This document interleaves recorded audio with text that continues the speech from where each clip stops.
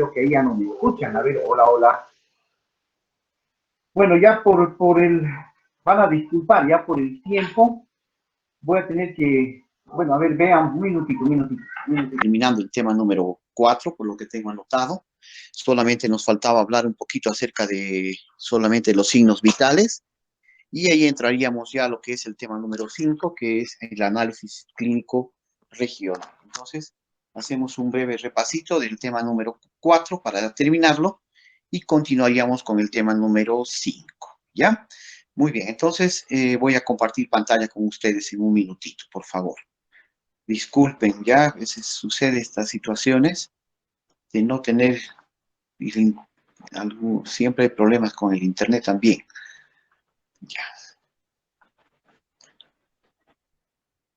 Les comparto pantalla.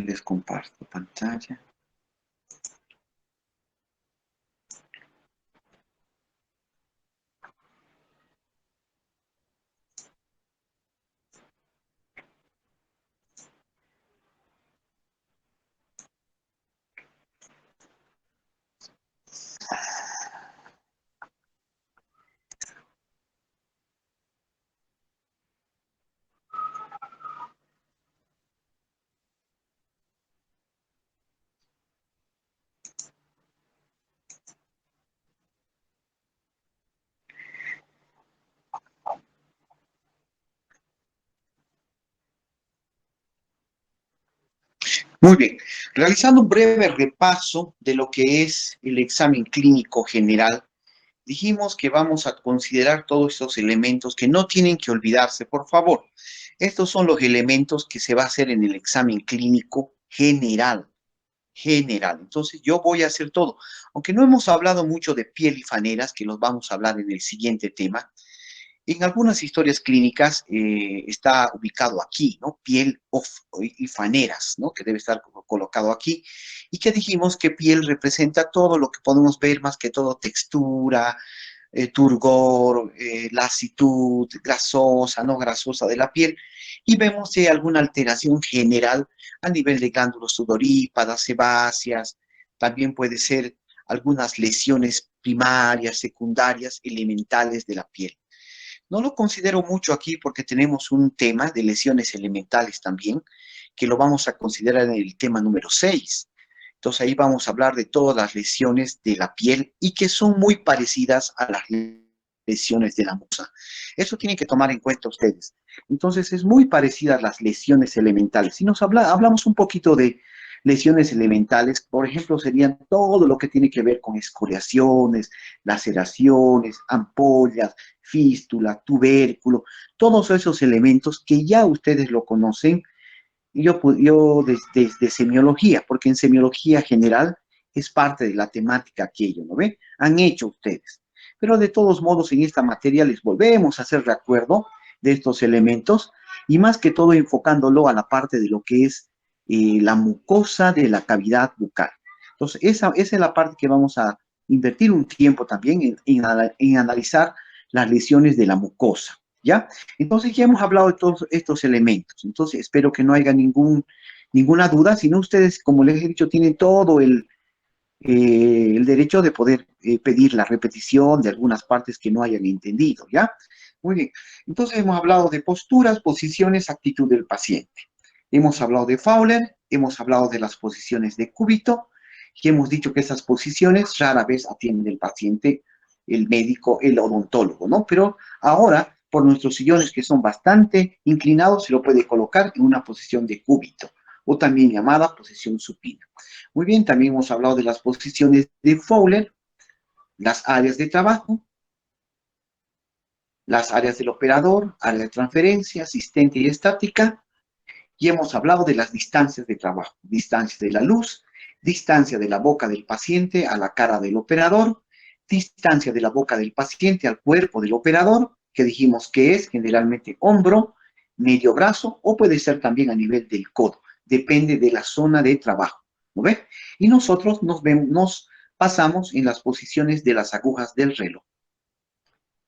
También vamos a buscar siempre una posición que nos permita buscar la visión directa. Sabiendo que existe la visión indirecta, pero siempre se debe buscar la visión directa, es la mejor la visión directa. Con ella podemos ver directamente las piezas dentarias, sin necesidad de estar viendo por medio de un reflejo, ¿no ve? Como es de los espejos bucales. Pero doctor, necesitamos siempre estar en contra de la boca del paciente, sí, tal vez, pero no se olviden que tenemos una distancia de trabajo, ¿no ve? Si respetamos esa distancia de trabajo, estamos cumpliendo las normas de bioseguridad. Estamos cumpliendo. Muy bien, biotipos, Kretschmer, biotipos Di Giovanni, biotipología de Sheldon Stephen, que lo hablamos. Hablamos de también de lo que es la expresión de la cara, las famosas facies, que la hemos considerado en esta parte. Hemos dado una lista de facies importantes como es febril, dolorosa, pálida, dísnica. También estas facies que son muy importantes para nosotros y que son comunes. Dijimos que no vamos a estudiarlas todas, son muchas, muchas. Pero ustedes tienen de tarea ahí en su capítulo de este tema, tienen de tarea que tienen que buscar esas facies. Seguro que va a entrar algunos repasos o exámenes, esas facies, porque se les está dando ya de tarea para que ustedes realicen el complemento a la asignatura. Muy bien, hemos hablado de facies glutosa, sifílica, renal, facies acromegálica, alcohólica y paralítica, ¿no? Aquí hacer notar que este signo de caída del labio a un lado es por una parálisis facial unilateral, pudiendo existir parálisis facial bilateral, pero generalmente uno de los lados es afectado, ¿no ve? Entonces, vemos que esta caída del labio se presenta como el signo de Pitris 2, dijimos, ¿no? Pitris. Entonces, también tienen que tomar en cuenta aquello. Facies sardónica y facies hipotiroidea, ¿no ve? Hipotiroideo mixematosa. Rubicunda y adenoidea, hablamos de las distancias y alturas de la cara. Ya vamos a entrar a cara y ahí vamos a poder analizar nosotros, ¿no? Hablamos de un puntito ubicado aquí debajo de la nariz, es un punto antropológico de tejidos blandos. Nunca se olviden esto lo que les estoy explicando. Hay puntos antropológicos de tejidos duros, o sea, en el hueso. Es lo que ustedes van a estudiar generalmente en radiología. Pero hay puntos también antropológicos o craniométricos o de referencia que están en tejidos blandos. Y hay uno aquí que se presenta y que se llama subnasal, que es la parte más inferior y más profunda de la base de la nariz. Y otro punto más, el más abajo de la base del mentón. Pero ustedes me pueden decir, doctor, yo conozco algunos puntos como el pogonium, conozco el subnasal, conozco los otros puntos craniométricos, pero el más inferior es este, ¿ya? El más inferior adelante de la cara, ¿no? Ya vamos a hablar de otros puntitos cuando estemos hablando de las alteraciones del perfil de la cara. No se preocupen. Entonces, esta distancia desde aquí hasta aquí está aumentada de estos pacientes que tienen una facies adenoidea, porque son respiradores bucales, ¿no ve? Estos respiradores bucales nos estrechan los arcos y nos provocan una clase 2 de angle y una mordida abierta, o lo que llamamos overjet, ¿no ve? Yo sé que ustedes conocen por seguramente oclusión, lo que es el overbite y el overjet. Entonces, el overjet, ya estamos entrando a lo que es la parte, ya es de nuestra asignatura, o sea, de nuestra carrera, ¿no? Conocer términos de importancia acerca de la forma de la cara y otros términos más que tenemos que manejar constantemente como odontólogos. Muy bien, hablamos de las fases de Cushing y de las fases hipotiroidea. Entonces, de esa manera terminamos aquí las fases y entramos a los pesos y tallas y hablamos del signo de la fórmula de Keller-Broca, que es peso total en centímetros menos, ¿no? Menos 100, simplemente, ¿no ve? Y hablamos de esto, que sé que conocen también, el índice de masa corporal que se está tomando en cuenta en muchas historias clínicas ahora y que es bastante sencilla y que les voy a mandar ejercicios para que ustedes puedan realizarlo con sus pacientitos, ¿no? Entonces yo les voy a mandar para que me saquen el índice de masa corporal y me catalogue en una interpretación de este índice, ¿no? Ustedes mismos ya se pueden sacar. Seguramente algunos de ustedes saben cuánto están pesando ahorita o tienen una balanza en la casa, pueden pesarse más la estatura que generalmente ya no, ya conocemos cada uno de nosotros porque ya hemos dejado de crecer. Entonces pueden sacar sus índices, ¿ya? Entonces saber más o menos a dónde les correspondería y así saber si están en buen peso. Muy bien. Hablamos de los signos vitales, ¿no ve? Si me estoy adelantando o algo, me corrigen, por favor. Hablamos de los signos vitales. En los signos vitales catalogamos nosotros en signos vitales como la actividad cardíaca, presión arterial, pulso, temperatura y actividad respiratoria, diciendo que la presión arterial es la más importante y la menos importante es la actividad cardíaca, que es reemplazada por el pulso. No se olviden, la temperatura y la actividad respiratoria la tomamos generalmente ahora. Nunca en las historias clínicas están estos signos vitales, ¿no? Según su importancia, ¿ya? Entonces, tenemos que hacerlo esto en forma rutinaria y todo esto se hace en esta parte del examen físico general. Vamos a hablar solamente de los valores. Si tienen alguna duda de los valores, me interrumpen, por favor, ¿ya? Entonces, dijimos la actividad cardíaca. Es larga la actividad cardíaca, lo tienen anotado ahí en sus textos, pero es la menos frecuente en realizar. Generalmente tratamos de buscar el foco mitral, que se encuentra en el cuarto y quinto espacio intercostal izquierdo. Es el foco más audible, supuestamente, ¿no? Seguido del pulmonar, que es el otro foco también audible. Entonces, tal vez si el paciente es mujer, es incómodo tomar porque justo se encuentra en la parte bajo de la tetilla. Entonces, es muy difícil, pero ya nos puede ayudar también en colocar el fonendoscopio. Nos puede ayudar. Pero si no quieren tomarlo, no es algo, está en opcional en las historias clínicas, en opcional, porque el pulso generalmente no varía con la cantidad de latidos. Pero lo que no podemos ver es ver la calidad del ruido, ¿no? Del ruido de la actividad cardíaca. Entonces ya vamos a ver esos detalles en la práctica. Hablando cuánto tiempo, cuántas veces late, de 70 a 90 latidos por minuto normal. Un paciente que esté descansado, que no haya realizado actividad física, que no haya tomado excesiva cantidad de algún elemento, de alguna sustancia, que le aumente sus latidos, ¿no ve? Eso hay que considerar también.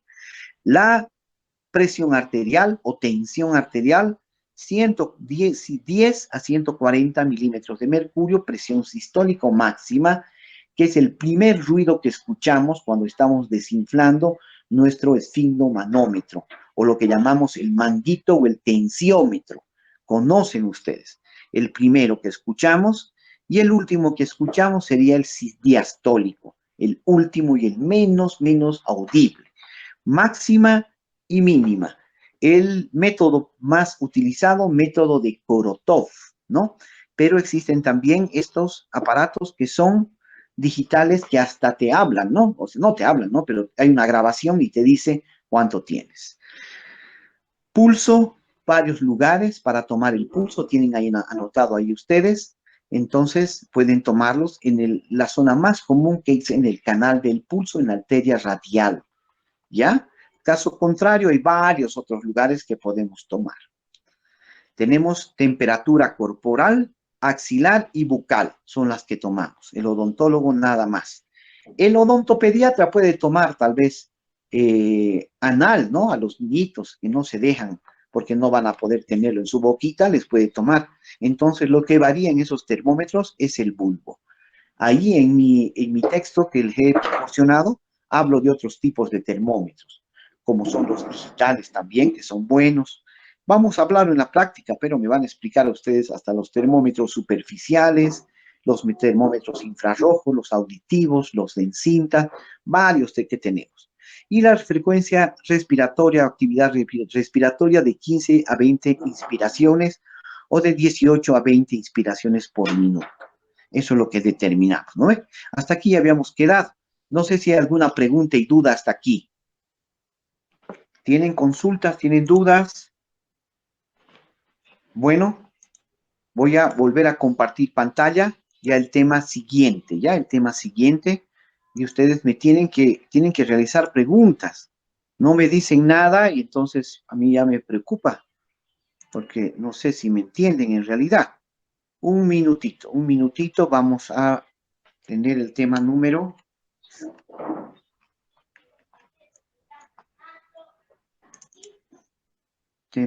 5.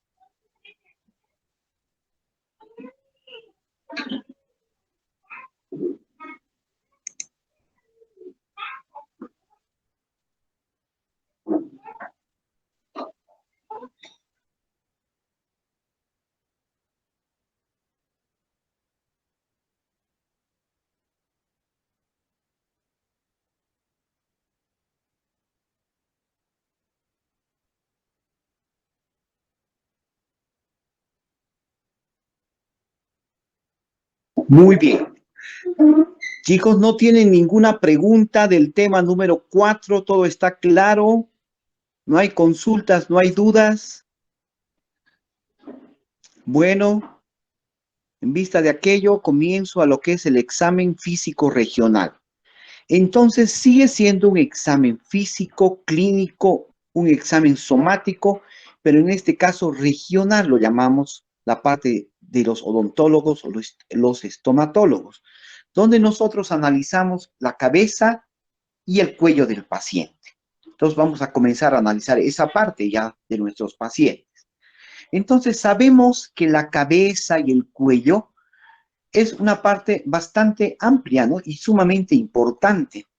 Y tiene órganos vitales para la vida. O sea, no es cualquier cosa, ¿no? Pues cortarte una pierna y puedes vivir, pero ya cortarte, digamos, una mandíbula, eso ya atenta totalmente contra tu vida, ¿no? Entonces es importante porque va a contener elementos vitales, cerebro, órganos de los sentidos, como son la vista, el olfato, la audición, el gusto, toda la parte aérea digestiva, nariz, cavidad oral, todo lo que es el habla, así como todos los atributos estéticos que uno tiene. Es por medio de lo cual yo los voy a reconocer a ustedes, ¿no? Porque no sé si podré verlos, por lo menos físicamente, nos veamos físicamente mucho tiempo, ¿no? Con esto de la pandemia, pero por eso que les he dicho que que me den una foto de perfil clara de ustedes, ¿no? Para por lo menos conocerlos y así saber quiénes son los que más están dedicando a la materia y a todas sus otras materias. Además es importante porque se debe tomar en cuenta que es una zona por donde nosotros estamos trabajando constantemente, ¿no? Constantemente. Y es una parte importante en la relación con la semiología y con nuestra área de trabajo, porque hablamos nosotros de las simetrías, de la forma de la cara, hablamos también de lo que son las alturas faciales, y que todo tiene que ver con la presencia de la parte estomatológica, ¿no ve? Es por eso que debemos tomar muy en cuenta esta parte del examen clínico regional. Generalmente, para poder hacer esta semiología de la parte de la cara, tenemos que verlo de frente al paciente, de frente, o también podemos verlo de atrás, o también podemos verlo de arriba. Entonces, si tomamos en cuenta para esa situación, ¿en qué posición nos ubicaríamos nosotros en las agujas del reloj? A las 7, a las 7. Podemos encontrarnos a las 12 también, ¿no? Porque podemos verlo al paciente en posición Fowler alta, semi-Fowler también, para poder revisar su cráneo, para poder revisar su cara. Entonces es necesario que nos ubiquemos en una posición adecuada. Entonces, como dijimos, tenemos diferentes características del rostro del paciente y también diferentes formas, como ustedes pueden ver. Generalmente, por medio de poder revisar y ver al paciente, podemos ver si este paciente Es un paciente educado, es un paciente que muestra interés en el tratamiento, que tiene alguna preocupación, no sé, algunos pueden estar con algún tipo de facies también, ¿no? Hay que se nos puede reflejar. Y también tenemos que considerar que muchas de las patologías de la cara pueden llegar a reflejarse a nivel del cuello, ¿no ve? Por ejemplo, los ganglios. Muchos ganglios que se encuentran a nivel del cuero cabelludo, que se encuentran a nivel de la cara, muchos drenajes glandulares que se encuentran a nivel de las fosas nasales, de la boca, pueden tener repercusiones a nivel del cuello. Entonces, por eso la importancia de este tipo de estudio, ¿no ve? Ahora, ¿qué podemos analizar? Primero debemos observar el tamaño, la forma, los rasgos faciales, los rasgos del color de la piel, las alteraciones cutáneas que pueda tener el paciente también en la cara, ¿no ve? Puede tener alguna úlcera, tal vez algún nevo, puede tener alguna laceración, entonces puede tener palidez, la caquepsia, que serían desnutriciones, cianosis y en la misma higiene del rostro del paciente, ¿no ve? Para el estudio del examen clínico regional lo dividimos en dos, cráneo y cara, cráneo y cara. Entonces, ¿qué es lo que vamos a hacer nosotros como medios semiológicos para el cráneo, por ejemplo? Inspección, palpación, son los principales. Voy a ver, voy a palpar su cráneo. Percusión, y muy poco. ¿Dónde puedo hacer percusión en el cráneo? Tal vez a nivel de los senos frontales. Auscultación de la cara no es tan factible, pero también existen médicos, como son los hematólogos seguramente, que hacen algunas veces auscultación de algunas venas del cráneo, de algunas zonas para poder ver si hay un latido normal de ciertas arterias y venas que están entrando y llegando al cráneo externamente, lógicamente. Nosotros como odontólogos, casi nada. O sea que los principales serían inspección y palpación como medio semiotécnico. Por favor, no se olviden. Estos serían los elementos importantes que hacemos para poder hacer o realizar la semiología del cráneo primero. Ya lo hemos dividido, ¿no? Ya estamos dividiendo. Estamos con cráneo primero, cráneo primero.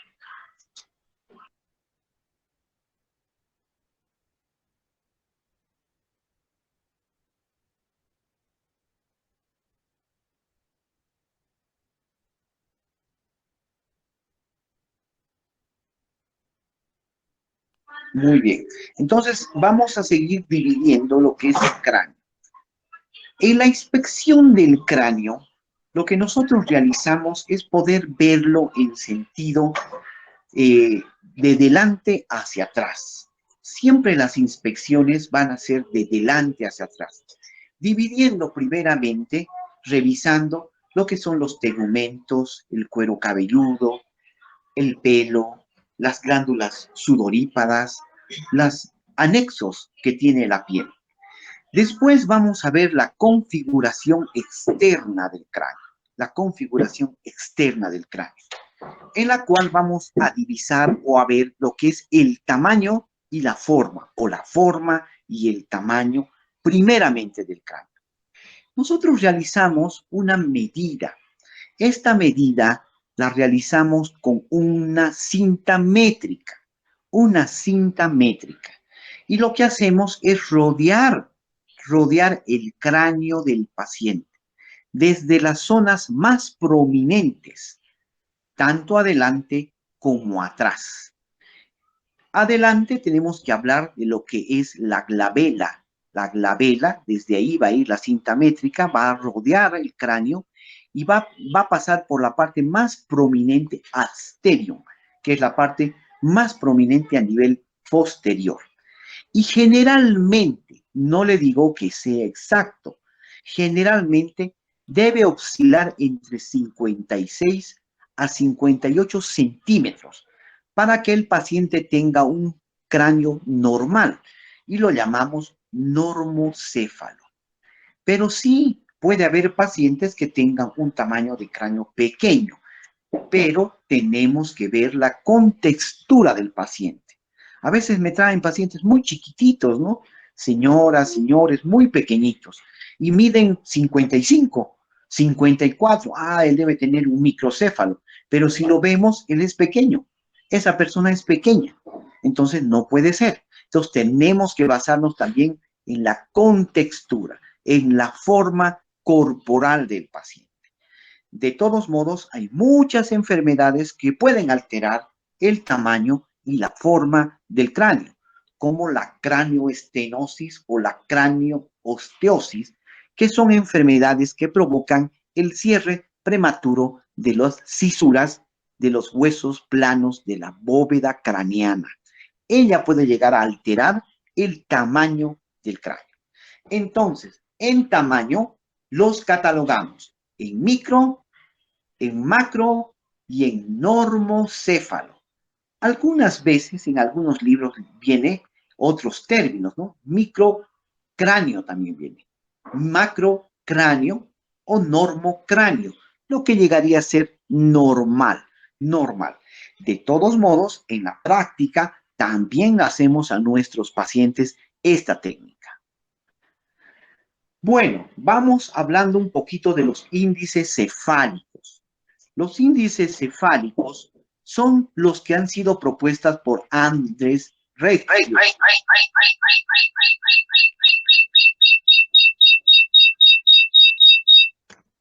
Hola, hola, hola. El índice cefálico nos da la posibilidad de poder medir lo que hemos hablado anteriormente. Nos va a dar la posibilidad de poder medir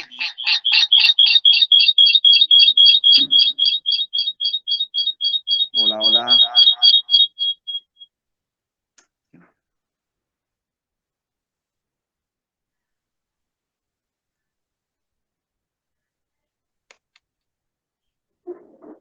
Hola, hola. Chicos, ¿me escuchan bien? Sí, doctor. Hola, hola. Se escucha con eco, doctor. Ya, entonces, existen las diferentes posibilidades de poder... Doctor, se escucha con eco. A ver, voy a tratar de mejorarlo, ¿eh?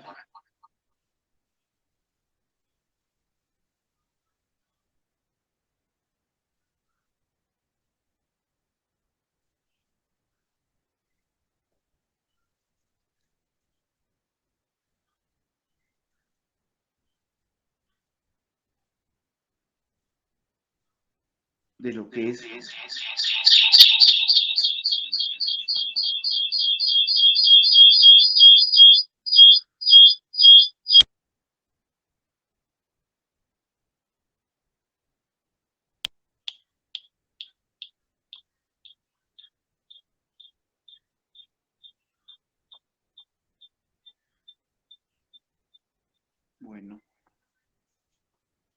Bueno, lamentablemente tengo algunos problemas con mi micrófono.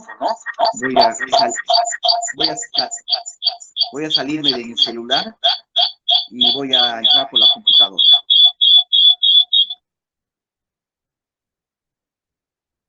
Chicos, voy a quedar ahí en el índice cefálico. Voy a realizar las preguntas del tema número 4 para que den repaso la próxima clase, ¿ya? Les dije que en el campus ya está la práctica número 1. Vayan a revisarla, vayan a verla. Está todo ahí, lo que tienen que saber para la práctica, ¿ya? Entonces, cualquier duda, cualquier pregunta, me la realizan, no hay ningún problema. Si tienen dudas, me pueden mandar un mensaje por medio de la señor presidente, o si no, al final de cuentas, si alguno tiene mi número, tiene algún otro tipo de duda, me manda el mensaje. A veces no les respondo ese ratito, pero trato de hacerlo lo más antes que pueda.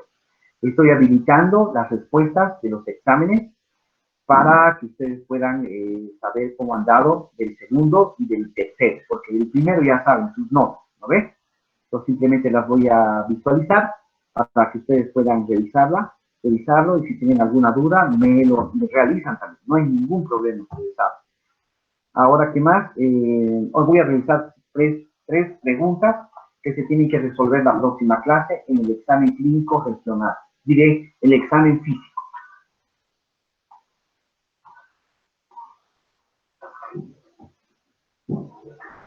Está bien, doctor.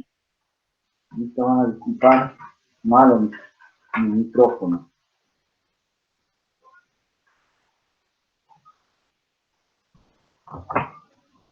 Primera pregunta.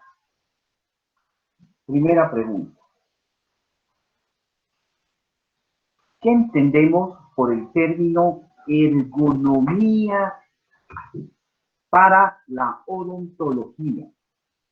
¿Qué entendemos por el término ergonomía para la odontología? Primer tema.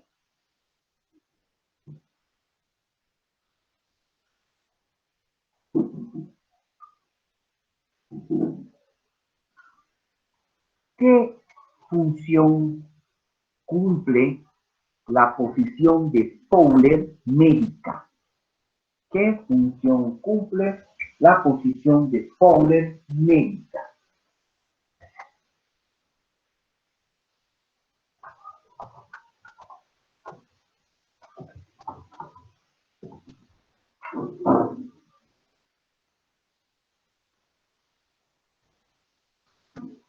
Muy bien. Obtener el resultado y clasificar el índice de masa corporal del siguiente paciente. Paciente femenino, 34 años, 1,65 de estatura y 89 kilos de peso.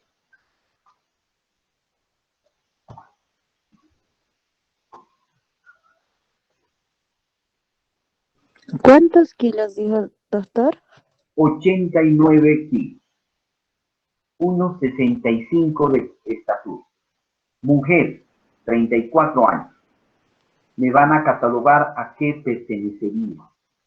Ya están las preguntas. Y la Doctor, última ¿podrías pregunta. repetir la tercera, por favor? ¿No? Obtener el índice de masa corporal del siguiente paciente. Femenino, 34 años. Peso, 89 kilogramos. Talla, 1,65. Muy bien. Y cuarta pregunta.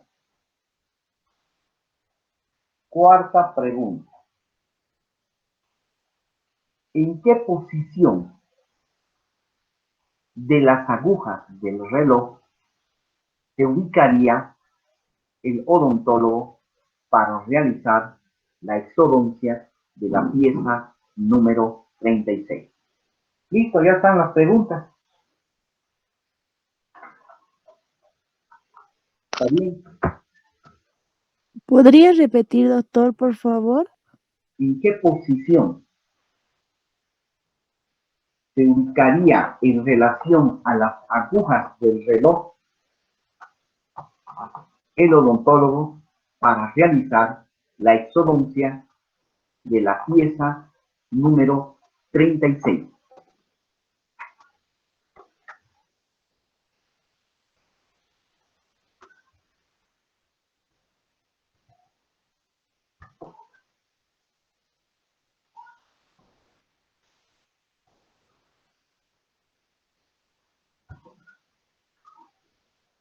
¿Está todo correcto? ¿Tienen alguna duda, alguna pregunta?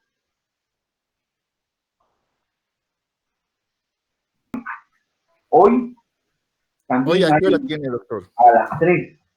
Pues ya se está sentando directo al repaso, es lo de malo. Hoy día a las 3 hay campo todavía. El martes también ya se completó. Otro día que puedes acceder también es el día viernes en la mañanita. ¿Viernes en la mañana? Sí, a las 7. El sábado a las 7 también. El sábado a las 8 están vacíos. Ahí ya. Entonces yo creo que para el sábado, a ver, para el sábado, doctor, ¿me puede anotar? Entra, ese día entra. Sí, Va a dar, ese día entra, no te preocupes. Entras y inmediatamente te anotamos en el grupo. Está vacío los sábados. Ya, doctor. Tienes que preparar tu práctica. Ya, doctor, ahí voy a preparar mi práctica. Por ¿Sí? favor. Mil gracias. ¿De qué pues? Nos vemos entonces. Si no tienen ninguna pregunta, chicos, me despido hasta la tarde. No sé quiénes tendrán repaso con ustedes, o no sé quiénes tendrán práctica conmigo esta tarde, pero de todos modos, vean ustedes, porque no sé quiénes tendrán práctica. Doctor. Adelante. Doctor, una pregunta. ¿En el campo ya está habilitado los repasos o todavía? Los repasos no está habilitado ningún repaso. No, los que ya dimos. ¿Quieres saber tu nota? Sí. Ya. Lo voy a habilitar en la tarde, ¿ya? Ahorita no me va a dar tiempo. En la tarde va a estar habilitado 44 horas va a estar para que ustedes revisen sus repasos. ¿Ya? Entonces voy a habilitar en la tarde, voy a entrar